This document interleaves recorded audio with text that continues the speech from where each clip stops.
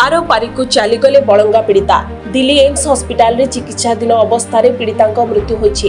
15 दिन धरी जीवन सहित संघर्ष करबा परे शेषरे आर पारिक चली जाइछन्ति पीड़िता। तांको घर आगरे पुलिस फोर्स मुतयन करा जाइछि। एक प्रकार जनशून्य होई जाइछि तांको गां। हेले 15 दिन पर भी अभियुक्तंकर टेर पाइनी क्राइम ब्रांच की स्पेशल पुलिस टीम।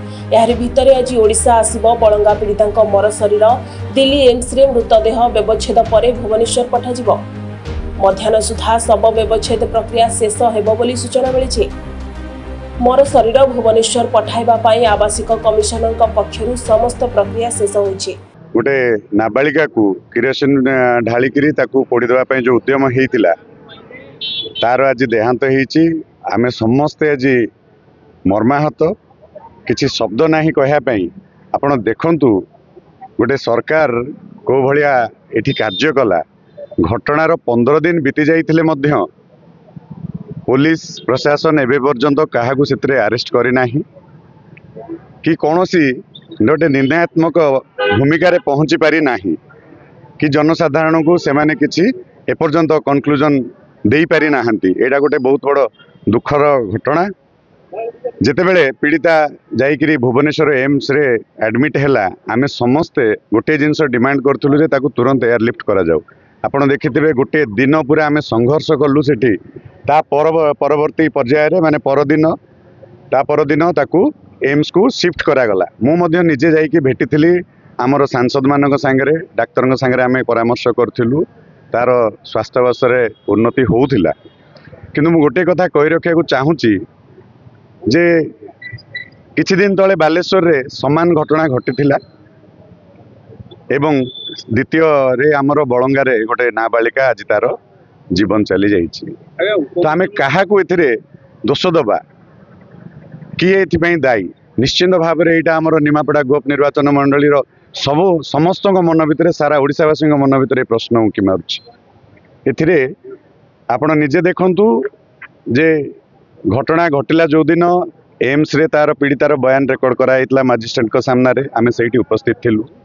परवर्ती पर्याय आमे शुणिलु दिल्ली एम्स ठारे तार बयान रेकर्डिंग करागला। चारि थर बयान नियागला। कौन पाई 4 थर नियागला? पीड़िता जहाँ जहाँ कही से जो प्रथमे आसिक जनक घरे पहुँची तांको बयानटा से सेठी कही आपण मैंने गणमाध्यम रे देखिथिबे जे से दिनर घटना कौन घटिथिला। तापरे मध्य 4 थर बयान रेकर्ड करा हेछि। आज जेतेबेले पीड़िता देहांत हो गला तापरे पुलिस प्रशासन तरफ गोटे ट्वीट करा हेछि। एवं मु तो मोर संदेह कहीं होउछि एथिरे जे याकू गोटे भिन्न रूप रंग दिया जिवो।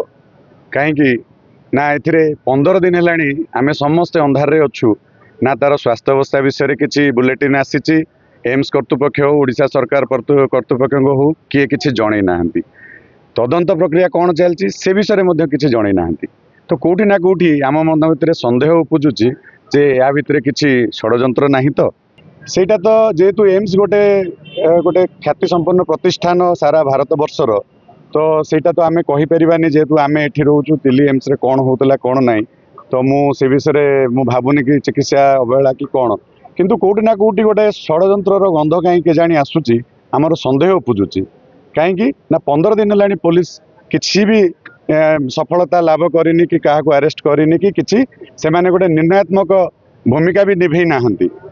ओडिशावासी पाखे से माने कन्क्लूजन दे नाहंती जे कौन घटना थिला। आमे बिजु जनता दल तरफर आज आमर राज्य तरफर जे आम दलर वरिष्ठ नेता संजय दास वर्मा प्रेस विवृत्ति रखिथिले जे तुरंत पीड़िता को 2 कोटी टंका तांको परिवार को दिया जाऊ। एवं से मध्य कथा रखिछन्ति जे 7 दिन भितर जहाँ भी पुलिस ताकू निर्णयात्मक भूमिका करी सेटाकू दोषी को अरेस्ट करू।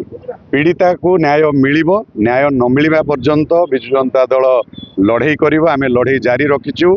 आमे काली सकाळू राजरास्ता को ओल्हेबो जदि ताकू न्याय न मिलिला। निमापड़ारू विवेकानंदन रिपोर्ट, सनस्टार टीवी।